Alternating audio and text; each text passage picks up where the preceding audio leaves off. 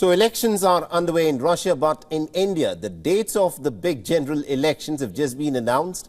The elections will take place from the 19th of April and results will be declared on the 4th of June. India's parliamentary elections for 543 seats for the lower house of the parliament called Lok Sabha will be held in 7 phases.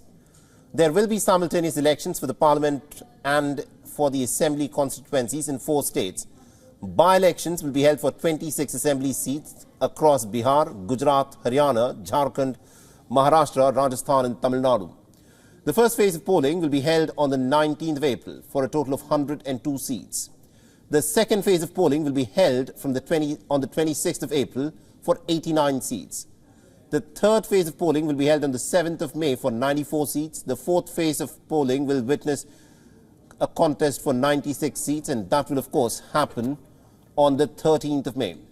And then on the 20th of May, the fifth phase of polling will take place for 49 seats. The sixth phase of polling will happen on the 26th of May, where 57 seats will be up for grabs.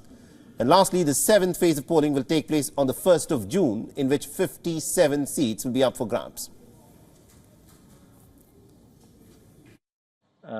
Schedule of the Lok Sabha poll, we'll do it in 7 phases, as was done last time.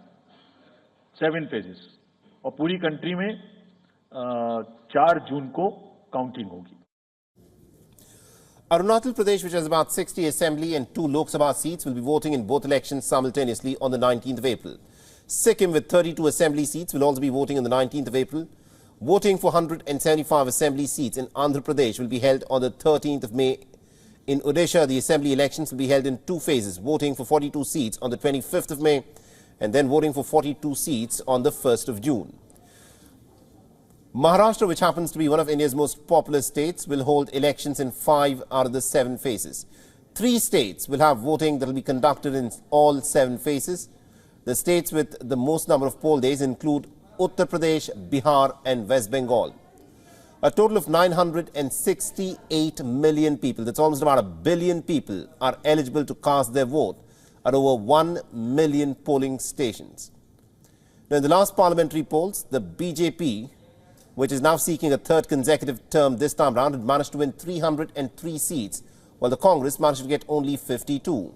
The BJP, that is led by Prime Minister Modi, has set for itself a pretty big target of 376 seats. Now, the Indian Prime Minister has claimed that the BJP-led NDA alliance will cross the 400 mark in the parliament.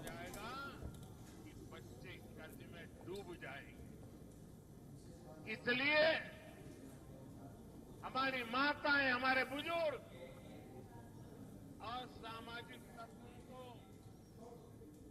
खुले.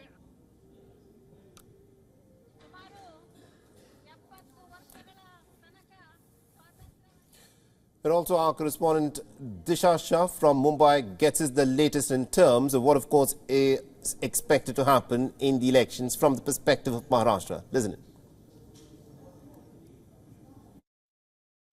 Well, that is right. Maharashtra will be voting in 5 phases out of total 7 as declared by Election Commission of India. But the last minute negotiations are yet to take place. The full candidate list is yet to be out by the NDA as well as MVA, that's Maha Vikas Aghadi here in Maharashtra. Remember, the state has 48 Lok Sabha seats, just second highest after Uttar Pradesh. So it is a very important state and how it performs as well in the coming elections. Several rounds of discussions have taken place in the national capital, Delhi, with Union Home Minister Amit Shah and even in Mumbai as well. But nothing has been finalized so far. The NDA officials claim that 80% of the talks are finalized. Only in few constituencies they are confused.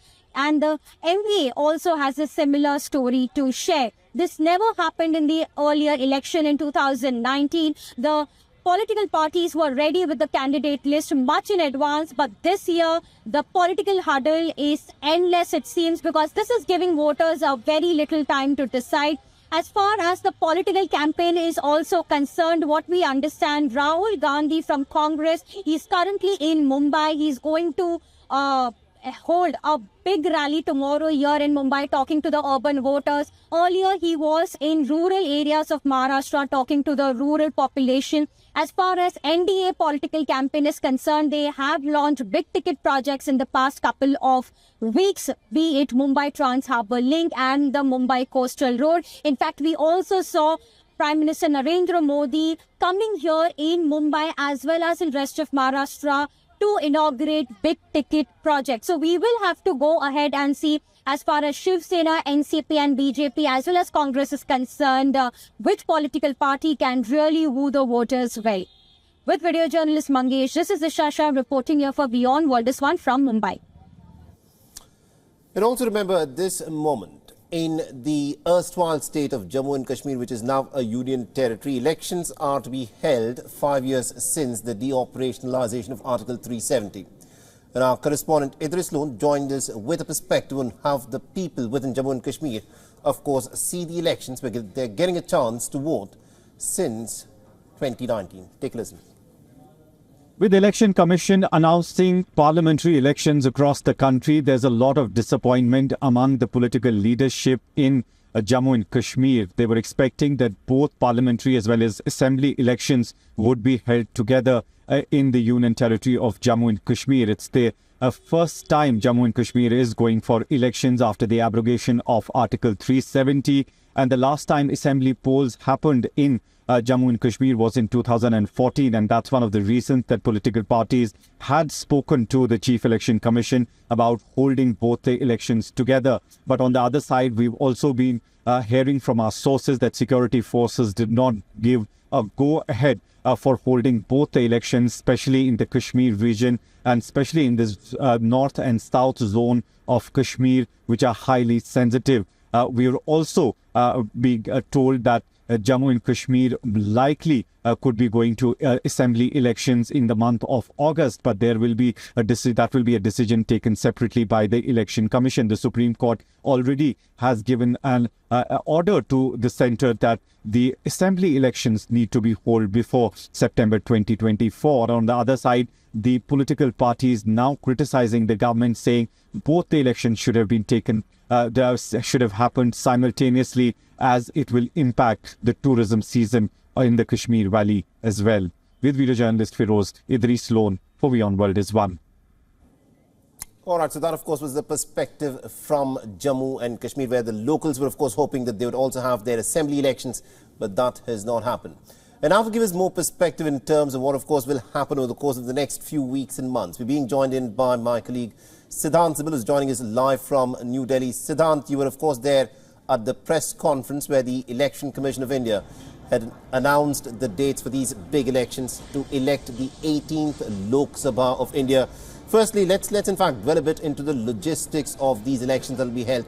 This is going to be the biggest democratic process anywhere in the world. Tell us more.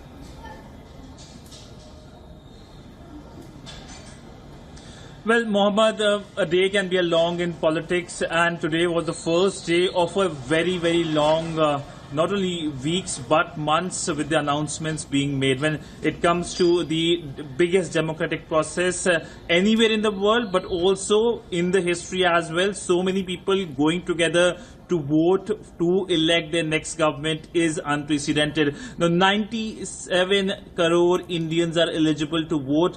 1.5 crore Indians are new voters who are eligible to vote between the age group of 18 and 19.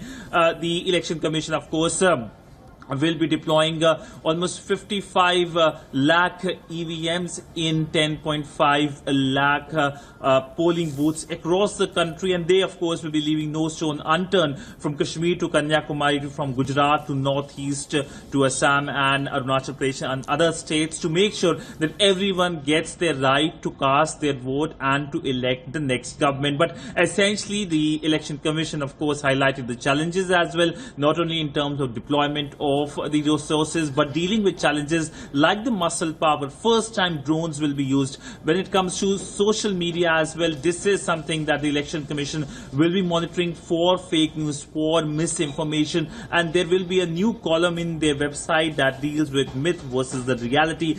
So of course, in every way possible, the Election Commission is making sure that this mammoth exercise takes place peacefully and everyone is able to cast their vote. Of course, when it comes to the process, we know that India goes to a pretty hot summer during this time, but politically the temperatures are only going to rise as well as the political parties vie to get more and more votes. Absolutely indeed, Siddhant. Well, thank you very much indeed for joining us and getting us all those details there. WION is now available in your country. Download the app now and get all the news on the move.